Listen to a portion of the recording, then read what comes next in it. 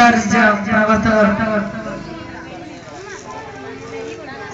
സാഹിത്യോത്സവത്തിൽ പങ്കെടുക്കാനെത്തിയ വിദ്യാർത്ഥി കൂട്ടുകാർ, ഈ മഹത്തായ വേദിയിൽ നിങ്ങളുടെ മുന്നിൽ എഴുന്നേറ്റ് നിൽക്കാൻ അവസരം ലഭിച്ചതിന് വേണ്ടി അല്ലാഹു സുബ്ഹാനഹു വ തആലയെ ഞാൻ ആദ്യമായി സ്തുതിക്കുകയാണ്.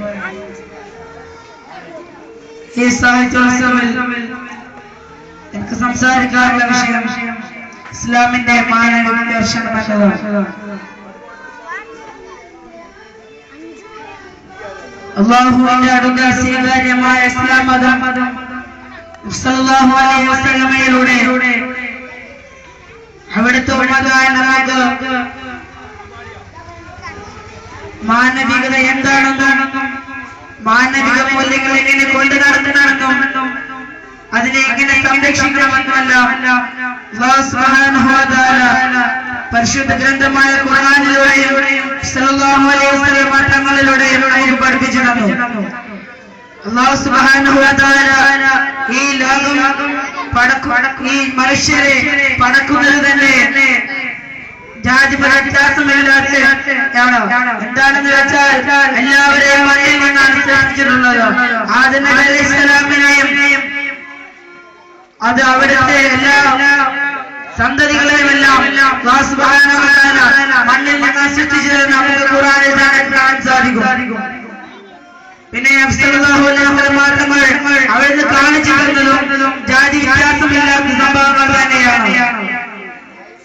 ബിലാൽ റളിയല്ലാഹു അൻഹുവിനെയും അവിടുത്തെ സുന്ദരമായ സഹാബാക്കളെയുമെല്ലാം ഒരുമിച്ചിരുത്തിക്കൊണ്ട് തന്നെയായിരുന്നു അവർ സംസ്കരിച്ചുകൊണ്ടിരുന്നത്.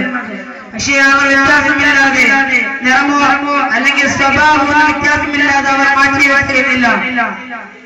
എന്നാൽ സ്വർഗ ദൈവമാണെന്നും ഭൂമി ഭാര്യയാണെന്നും മാനവരാജ്യങ്ങളാണെന്നും ചൈനീസ് ഭരണാധികാരികളും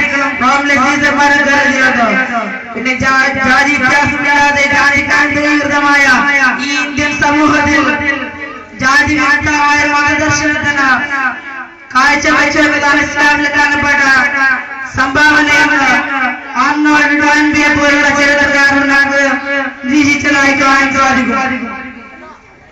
ആ വർണ്ണവിവേചനവും വർണ്ണവിവേചനം വെള്ളക്കാരന്റെ മനസ്സിൽ നിന്നും പതിനാഭാവങ്ങളിൽ നിന്നും പെരുമാറ്റങ്ങളിൽ നിന്നും നിന്യമായ രീതിയിൽ